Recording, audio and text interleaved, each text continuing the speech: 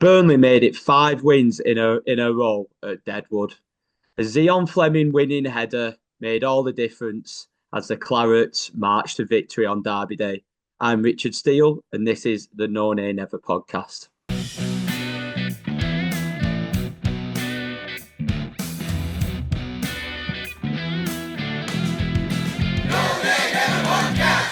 So, hello, Burnley fans. I am sure we're still absolutely buzzing, delighted, elated with the victory over Blackburn Rovers at Ewood Park. I know I certainly am, as you can probably tell by how chirpy and smiley I am for those listening on and watching on YouTube.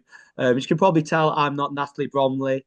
Natalie isn't just enjoying the Burnley win; she's currently in Austria celebrating it as well. So lucky her after she's worked hard over the Christmas period. So tonight I'm joined by regular panelist, the man, the myth, the legend, Tom Whitaker. How are you, Tom? Evening, Richard. Yes, very well after Saturday's result, and I'm here now sharing it with the main man himself. There he is. Unfortunately, and Fleming Cup. Brilliant. That and what kicked he in there, Tom, for our listeners and watchers? This is so he's still considered something of a club legend at Fortuna Sittard in Holland. I went over there a couple of months ago. Went to a Helmond game and I saw Sittard as well. This is only a half pint cup. Me and my mate had a couple of pints while we were there, but towards the end of the game, just nicked down and got a half pint just so I could have the Fleming Cup as Quality, well. that. It's a good little memento, that, isn't it? And you can, I bet you. And did you have a drink out of that to toast the goal on Saturday evening? I did indeed, yeah. Even though it's only a half pint, it's got to be done, hasn't it? So listen, obviously, little bit of nerves going around before the game. Not to brag, listeners, but and Tom, you'll agree with me on this. Who was the only one who said we'll win in our No Nay Never podcast WhatsApp group? Who was the You were only very one who had the confident. faith? You were very confident, mate. I Yeah, I was have to very say confident. I wasn't as confident as you. I didn't think we'd lose, but I thought it had 0-0 written all over it. So I was very glad to be Well, right. yeah, listen, I think it was more just trying to be positive and give that positive energy because we all knew it was going to be a tight game and it proved to be that way. And listen, we'll kind of like skip ahead to the second half because the first half was rubbish. So there's no point really going over that. It was very cagey at first. So Tom, talk us through that goal. Talk us through it. Talk us through the emotions that you felt when the man on your cup, Zion Fleming, headed that one into the back of the net. Yeah, brilliant feeling, a brilliant goal. It's so many of the goals that we've scored at Ewood in the last few years seem to have been down at the Darwin end where all the away fans are. As you said, there wasn't a lot happening in the first half. Neither team really looked like they were going to score. Neither team really looked like they were going to score in the first hour. And then you get Anthony coming away down the right. He's over it across a bit. They don't clear the lines fully. And Bashir Humphreys, he put a brilliant ball in for a diving header against Sheffield United, just stood it up to the back post. And exactly the same again, whipped it over. Fleming's lost his man. There's something really satisfying about a diving header in there. You don't see them that much anymore. But so we had the Brownie one at Sheffield United, and then Fleming just throws himself at that ball in off the bar as well, just to make it even more aesthetically pleasing. And yeah, just went crazy behind that goal. It was fantastic, and it came out of nowhere almost because it's not as if we've been really turning the screw or anything for the first 15 minutes of the second half. And in some ways, that just made it even better. Yeah, no, I do. Do you know what, Tom? On the goal, obviously, like when you're there at the game, I was quite low down in the stand. I didn't have an amazing view of it. When I've actually watched the goal back, and I've watched the goal back many times, but when I've watched the goal back, it's a better header than I initially thought. I didn't realise the actual ground that Fleming's made up. His movement's really clever, isn't it? He's come from very deep actually to meet the cross. Like you said, he's controlled it beautifully to get it on target. Yeah, the technique's really good. It's difficult, as you say, it's more difficult than it looks. And he's kind of off on the angle a little bit as well, so he's got it up and over the keeper. The keeper's got no chance really. It's just I think the force that he gets on it as well. That's what you get with a diving header, and to just get a bit more power on it. Yeah, fantastic. And yeah, it was. I had a really good view of it actually. I was just to the left of that goal, so it was kind of on my side where he scored it. So yeah, that made it even better. Yeah, it's just there's not, and nothing in life for me. I hope my wife's not listening to this. Obviously, I've had a baby recently, but nothing, nothing in life comes close to me of celebrating a big goal. You just literally just lose all your all your inhibitions, don't you, for that like 30 seconds to a minute and a half, and it's just that euphoria, isn't it? Really? Yeah, that's right. I can remember when Jack Cork, the diving header, actually Jack Cork away at Preston, just the Yes. random. I mean, I was with my dad and my sister Yeah. on the side of me on Saturday, so I was hugging them. But just random stranger, I remember in that Preston away and hugging them, and it was like he was my best mate or something. Yeah, just clinging Yeah. on for dear life. So yeah, like you say, you can't recreate that feeling in your day to day life, can you? You never, No. you don't win a scratch card and then just suddenly your arms and legs akimbo for 30 seconds for getting where you are. Yeah, absolutely brilliant, and to do it at Ewood as well. Listen, well, obviously our job on the podcast is to try and analyze the game and break it down. And listen, we're not. I don't think anybody's really in that derby game bothered how we win as long as we get it done. But we did allude to it, Tom. It was a very scrappy game, and I don't like to do it too much, but give Blackburn credit. I thought, I can. They've not got loads of quality, but I can see why they are up there because they're very physical. They're very tough to beat, especially at Ewood Park. I can see why they make it difficult for teams, and it did turn into a real scrap and a battle, didn't it? And even in the last 20 minutes, we did really have to roll our sleeves up and defend our box well to get the job done. Yeah, absolutely. I mean, you saw just from the result previous to that away at Leeds, I think we're the only team to take points off them there. Perhaps, or I think since we beat them there, they'd won every game, and they go there and they get a point. I think what they're really good at is dragging the better teams down to their level, Mm. and obviously it's a bit of a backhanded compliment now, but But no, there is a skill to that, isn't there too? yeah, Yeah, well, the pitch wasn't we're great doing it for either, years so with Dice, so I respect it. It's they did the job on us at the turf. They got a point. They came for a point and they got it. They've took points off Sunderland, Leeds, Middlesbrough, a lot of the top teams in recent weeks, especially. So by no means is it an easy place to go. And I think they're a bit like us in that they play better against the better teams and perhaps not as good against the weaker teams. I think they're a team who doesn't really want to have too much of the ball, and I think it suits them, especially the way we play, where it's very kind of slow, controlled build up. They're happy just to get back in the shape and defend it. And yeah, they didn't look like there was 13 points between us on the day. And yeah, as I say, it's not as if before we scored that we looked like a goal was coming or that we were really the better team. I didn't think it was quite a close game. And while you don't see many teams scoring against us, and I certainly didn't see Blackburn scoring against us the whole 90 minutes really, I wouldn't have necessarily said we're definitely going to get a win here. So, I mean, in some ways that makes it better, doesn't it? It's kind of almost a bit of a smash and grab. yeah, I think that's why the goal was probably celebrated so much because a lot of people around me, I speak to my family as well. You're kind of thinking it's probably going to end 0-0. This if I was a betting man, that's where I would have put my money. So that's why I think to score that goal and the way we defend, you kind of felt that was such a you know, you did really feel well. Whoever gets the goal in this game is probably going to be the one to win it. And that brings us on to our defence. So that's I hope I've got my stats right, but that's 9 conceded in 26 games now, which is an absolute phenomenal effort. I know me and you, Tom, and other fans have got frustrated at times with the games, it's your Stokes and Derbies where we've not been able to break them down. But to concede 9 in 26 is unbelievable. And once again, I just thought Egan-Riley and Estev, again against a physical side, were absolutely superb. I just thought they were complete rocks at the back. Yeah, well, we said as soon as we scored, we said, well, we know we're not going to lose now because there's just no way we're going to concede 2 goals. And it can happen, obviously we saw at the turf a bit of a freak goal out of nowhere that Vyman couldn't do again if he tried 100 times.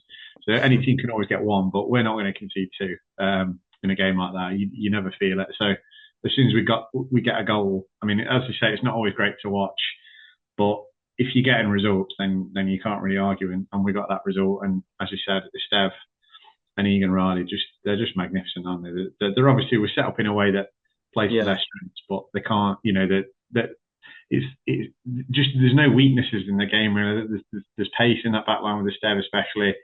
I don't think Egan-Riley lost a header the whole game, and it was no, all they were doing really was just kind of winning cheap free kicks and slinging balls in the box. And how many times did you just see Egan-Riley appear out of nowhere and just head it clear? It was unbelievable. He's not the tallest bloke either. It was a bit like Frank Sinclair used to just kind of spring out of nowhere and win them headers. yeah.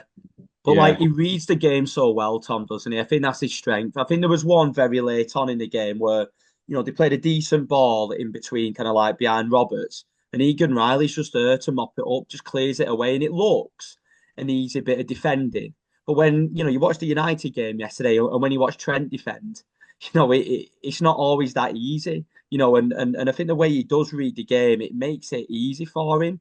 Or not easy for him, but like it just makes it, easy for everybody else. And at the when we went back to pre-season, and you kind of think, right, okay, we might have, centre half wasn't a position we really lost players, was it? But like, and obviously, even when O'Shea went, I don't think anybody would have thought like Egan-Riley would, kind of be, the centre half partnership with Esteban playing so well. So just a really massive, massive credit to him, isn't it? And his professionalism as well. Yeah. So, I mean, I don't think even Parker probably thought he was going to be, no. because we brought Worrell in, obviously Worrell starting games. Worrell gets the injury, then Egan-Riley takes his But even chance. like Johnny Egan comes in, who's an experienced centre half, probably thinking, you know what, he'll probably, if Warwell gets injured, we've got Egan there, but because Egan-Riley's done so well, he's become undroppable. Yeah, absolutely. So, Yeah, probably I mean, he's up there with the best centre halves in the league, I would say now. And if you just said that to someone, I mean, if you remember, he came on against Blackburn at the turf and he yeah, dropped the yeah. Rick and nearly cost us the game. If you'd said to someone there, he's going to be playing like this in January, and it's massive credit to Parker, and he's obviously a player that, a bit like Dyche, his strength lies in coaching defensively and coaching the defenders. But he's really brought him on, and the only worry now is that he's going to turn down a new contract, isn't it? I think he's out of contract in the summer, so that's something going to get done now. But he's certainly earned a bumper wage increase the way he's been playing. Yeah, definitely. And like, I think you forget how young that defense, Bar Roberts, that's a really young back line. Obviously, Trafford, Humphreys, Egan-Riley and Esteve. I'm not sure if any of them are above 22. I might be completely wrong, 22, 23, and for them to go away to Ewood Park, withstand all that pressure. I think Blackburn had 10 corners, numerous set pieces into the box, crosses into the box. And bar one header, they never got close. So, yeah, real credit to those four. Yeah, absolutely. So, And the record is just phenomenal. And it's kind of, we've said before, like sometimes you don't focus on it because you're thinking, oh well, I'm not really bothered that we didn't concede against Stoke because the worry that we didn't score. But when in a game like that, you really take a step back and just think we're phenomenally lucky to have the back four we've got. It's incredible the way that they're all playing. yeah, and I think somebody for me who deserves a huge amount of credit is, was Josh Cullen on Saturday. I thought he was absolutely magnificent. Like I said, Blackburn were very direct. It wasn't a game that suited him. It wasn't, we didn't, we did have spells of possession, but I just really thought Cullen's defensive work was absolutely phenomenal. We really, I've watched the game back since, and he was really like being a leader on that pitch. And like I said, I just think he's somebody who a little bit of question marks over him at the start of the season, but I think you really just seeing he's a real top player, and I think he's similar to the company season. He's just such a key player for us. Yeah, and for the size of him, you wouldn't think of him as kind of a scrapper or someone who's going to put the foot in. But like you say, it's not just what he does on the ball; it's off the ball as well. He works so hard. He's covering. He's blocking the lines. He's putting the tackles in. Yeah, I thought he was fantastic. Him and But Egan. that's a mentality thing, isn't it, Tom? It's not just about how big you are. It's about actually the wanting to win that ball, that determination to want to win it. And he's got that. Yeah, I've got a lot of time for Cullen, and like I said, going back to the goal scorer, obviously, I think in this Burnley system, it's not easy being a striker. You're often not got loads of service. You're having to do a lot of the donkey work for the team, and obviously Fleming's seems to be more of a natural 10, and we're not seeing him in that position. But I actually felt as the game grew against two really tough centre halves in Bath and Hyam, I thought Fleming really did a good job for us. And as the game went on, he started to bring more players into the game. So yeah, just not just his goal. So yeah, what did you think of his overall play then, Tom? yeah. I think his back to goal stuff is improving. I think, like you say, like with Cullen, he's not the biggest, but he's game. He wants to scrap. He wants to work hard. Before I saw him play for us, I kind of had an image of him as being kind of a number 10. He'll kind of drift about in the middle of the pitch, but doesn't really get stuck in, doesn't really give you anything off the ball. But I mean, it's not his natural game, I think, Yeah. as well. But he's clearly been working hard on it. And when you think for this game, we had well, Rodriguez had started against Stoke. We've brought Barnes back in. Foster's back fit as an option, but the manager's still going with Fleming. It's a big call, because he's not an out and out striker. He's not a recognised number nine, as it were. And he's got three fit strikers, or three, strikers of perhaps varying fitness, but he's got three strikers to pick from on the bench. So it's a big call to go for Fleming, but it's paying off, and I think he's another one that the longer the season goes on, you can really see him growing into that role and improving. Yeah, he's good. I do like him, and he seems to. What I really like about this group is, listen, there's areas of the squad which we know lacking quality, and there's certain things we all want to see improve. But there is a real togetherness in this team, and from obviously winning does breed team spirit. I get that, but last season was such a, they felt there was, Trezor embodies that, and you feel like there was players there who wasn't that bothered about being at Burnley, where you really feel that the recruitment in terms of what Parker's brought in and the club's brought in fairness to him, they really seem to want to play for the badge on the shirt, and that's what I felt on Saturday. Not just because we won, like there was a lot of pride, and I've not felt that pride in a Burnley team for quite a while, especially after last season's disappointment. So yeah, I think that's really good to see, isn't it, Tom? Yeah, I think you could tell from the way they celebrated it that they knew how much it meant to the fans. Yeah, Even people like, I think Roberts is someone who, and perhaps he's Brown grown as on well. me. Yeah, yeah, Yeah, because I think at times they kind of come across a little bit aloof, maybe like a little bit kind of disconnected from fans, a little bit like you'll hear maybe Brownhill having a bit of a pop at, people getting frustrated when the ball's being passed around sideways and backwards and things like that. So I think sometimes they've had maybe a bit of a slightly complicated relationship with the supporters, but now they're two of the senior players, they're two of the players who've been here the longest, and I think their reaction said it all. And it's not just the sort of the effusive celebrations at full time. It's not just the way they played in the game, battling, scrapping for everything. It's the winding up of the Blackburn Rovers fans at the end, well, the Instagram well, posts and the corner flag stealing, things like that. well. This is what we're going to kind of like finish this little section on. I thought I'm in the build up to the game. And I suppose you've got to back your team, and obviously Blackburn's had a good season, but there was an awfully lot of chirpy Blackburn fans on social media. I know a few who are awfully chirpy, awfully confident, and to literally see Fleming put their flag in the turf on Ewood again, to stamp kind of like our authority. And I think Brownell said something like, this belongs to us or something like that at the end of the game. And what I really enjoyed, I was left at the goal, Tom, but I think I was a bit closer to the away end than what you was. Slowly but surely, as their minutes passed and that clock ticked away, you could see the little faces, the little enthusiasm drain from the faces, and they started then to all trundle out. And I'm sure that 11,000 or whatever it was won't be back because they've seen the mighty Clarets do them again. It was fantastic. That has been fantastic, hasn't it, Tom? Yeah, like you said, I think they felt that it was their best chance to beat us for a long time. I think really their best chance to beat us for a long time was probably the game at the turf where they didn't even try and beat us. But yeah, in this one, like you say, that they've not sold out that ground for a long, long time. There's obviously, I think there's about 8,000 extra on what they had at the last home game, all turning up, like you say, thinking that they're paying the 30 quid because they're expecting to see them win. And I think it's brilliant that it's not just the fact that we've beat them again. We're sending them all home unhappy. It's the fact that they've not even seen a shot on target, I don't think, from their team. They've not really caused us any problems throughout the whole 90 minutes. They've had nothing to shout about again. They're still outside the playoff places again now. With that, they've given us another 3-point boost towards our own promotion campaign. I mean, if we're honest, if they don't get reinforcements in January, they have another bad month. That's their season over, isn't it? And that's Yeah. It's a nice feeling that it's growing up. I mean, I'm thankfully I'm just slightly too young to remember them winning the league, but obviously we had the years and years of them being the money bag team, Yeah.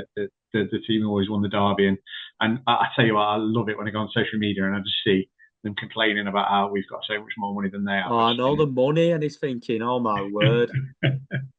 I mean, they're happy Yeah. enough to let 100 grand go by not giving us the full allocation, aren't they? We can't need the money that much.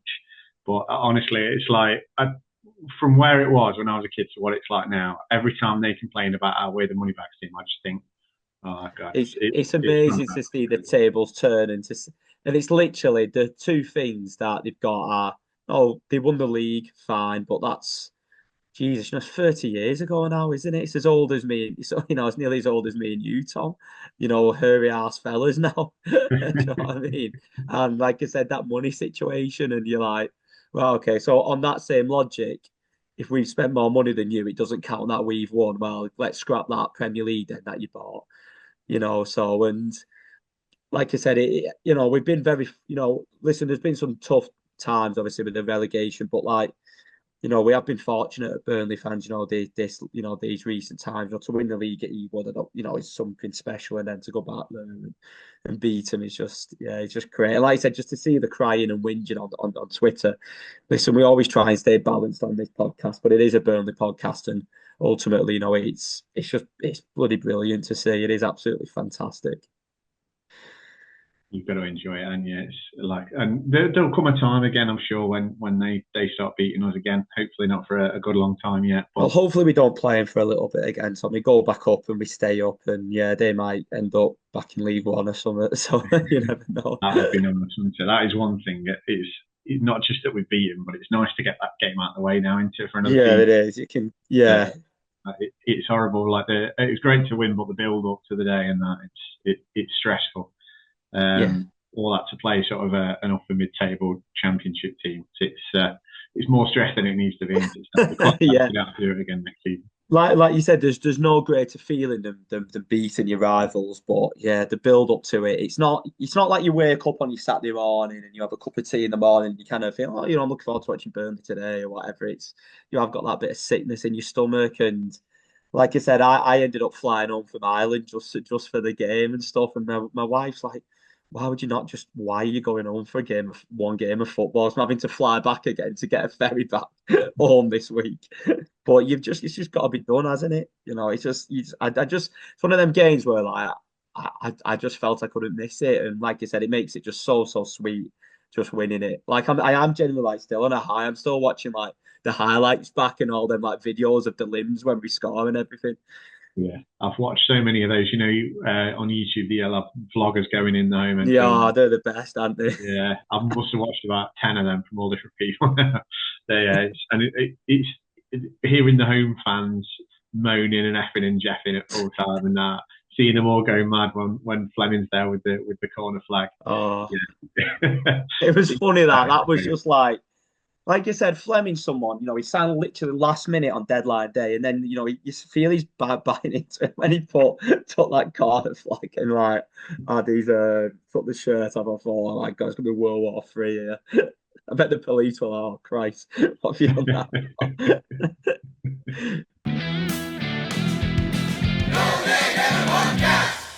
We'll kind of wrap that up there, and not that we'll forget about it because it was amazing. Like I really hope that people listening to this get really get a lot of enjoyment from it and can tell about how buzzing me and Tom are. And obviously it's only me and Tom on tonight, but everybody else in the No Nay Never team is absolutely delighted. And what I really hope for is that it's going to be a springboard for the rest of our season.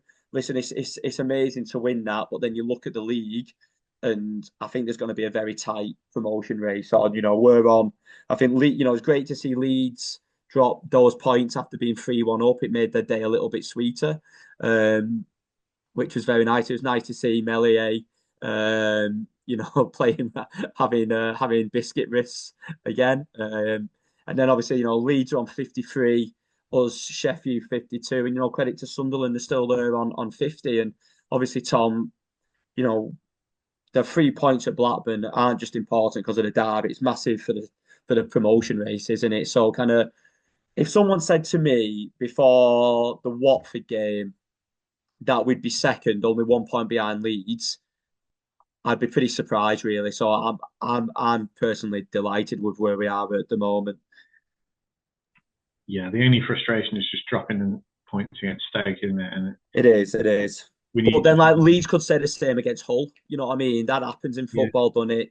So Yeah, it's true. It's true. I think you're right. If you'd have said the points return from those 5 games is going to be 11, then and the wins are going to come at Ewood and at Bramall Lane especially, then yeah, you couldn't have complained with that. And I think it was important after what wasn't a good summer window at all to be Mm.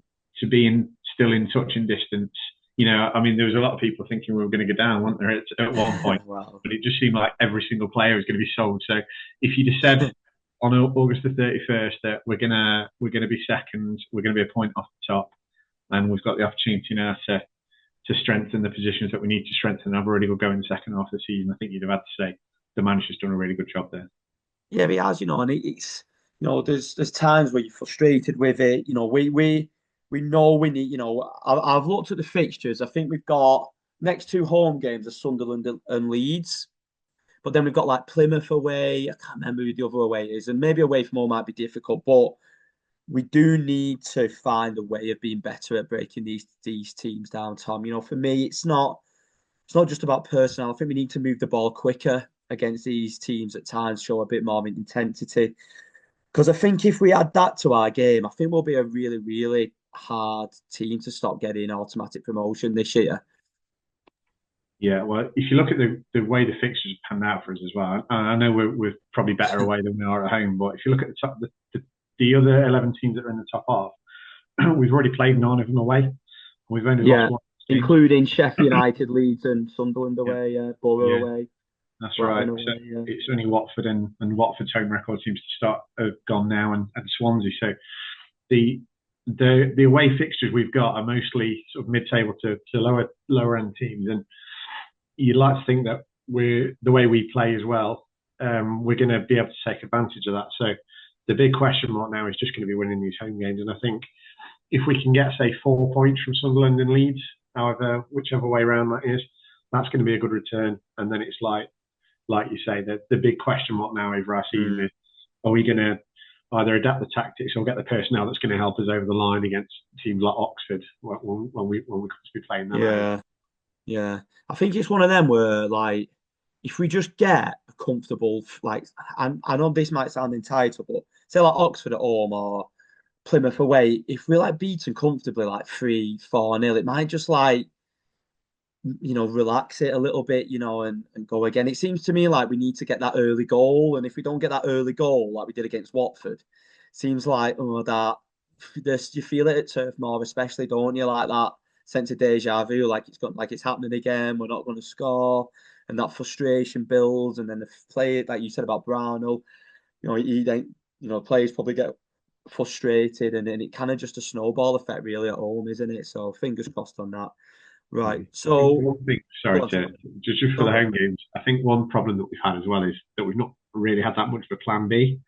And I thought in the Stoke game after Hannibal got sent off, it almost We're turned into a better. basketball game. We went more direct, didn't we? And I think that Barnes might end up being quite a big signing for these games because he's built for that kind of direct football that we don't have anyone else like that to play up top in the squad. So I think if in a couple of these games now where it's 0-0, 15, 20 minutes to go, you chuck him on, he's just barging defenders out of the way, he's holding the ball up, he's winning a Yeah. cheap free kick on the edge of the box. I really do think that could make the difference in a couple of games, and it's going to be so tight at the top at the end of the season. It's going to come down to a few points. So I don't think it's an amazing signing in terms of he isn't going to come up with 5, 6, 7 goals, but I think he will make a difference in those kind of games. Yeah, Tom, like that was going to be my next point. Actually, yeah, and you've gone into it beautifully. Is so obviously Ashley Barnes signed late Thursday night. I was up very early for a flight on the Friday morning. So when I woke up and I had a lot of messages on my phone, I was like, bloody hell, what's going on here? So I had an idea something happened when there was like 50 messages in the No Name Ever podcast group. But I didn't expect it to be Mr. Ashley Barnes re-signing. It is, yeah. Do you know what? Like, there's a part of me initially that thought, well, I'm not sure about that. He was kind of getting to the end of his time maybe 2 years ago when he left us. But as you have explained it, Tommy, he'll be fantastic in the dressing room. You can see how much it means to him being back at the club, and I think that really helps, because we've still got a lot of new players integrating them so they really get what Burnley's about.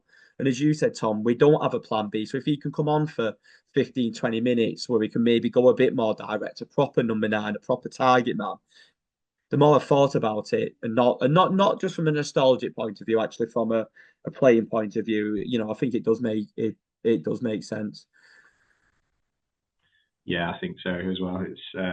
And I think as well, it's give the place a bit of a lift, like It especially does. It did give us a lift, didn't it? After that Stoke game, everyone was a yeah, bit like, "Oh, maybe it's Blackburn's time," and everyone felt boosted by it, didn't they? yeah, absolutely. And I think he's pretty like well documented that he's a good positive energy on the training ground. He likes to laugh and joke. The other players like him, and I think that there's quite a well. I don't know about. I'm sure you feel the same. I'm sure a lot of people do. When I say sometimes the home games are just boring. They're just not. Yeah, They're just boring. Yeah, and one thing that you can say about Barnes, love him or hate him, whatever he's going to do, he's not going to be boring. So for me, that was the main thing for me.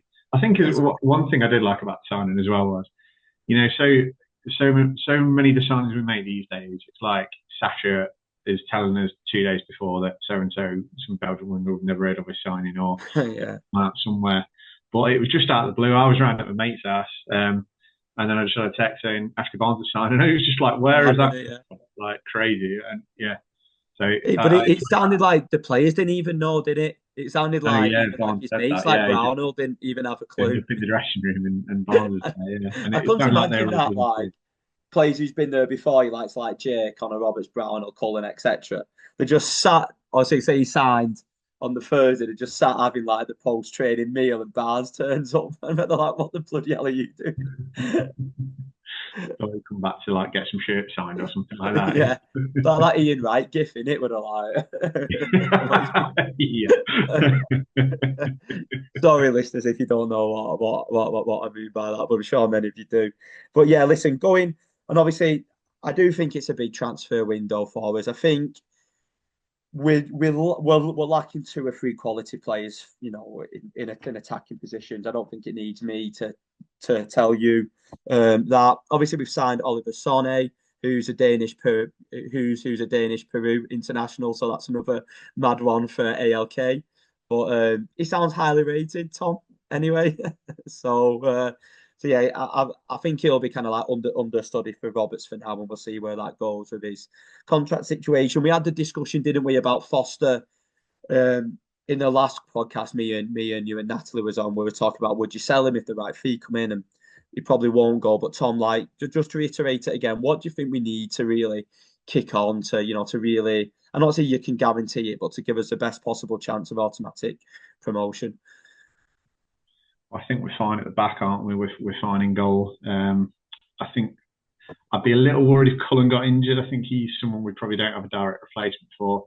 Yeah, And Musengo seems to have fallen off the radar.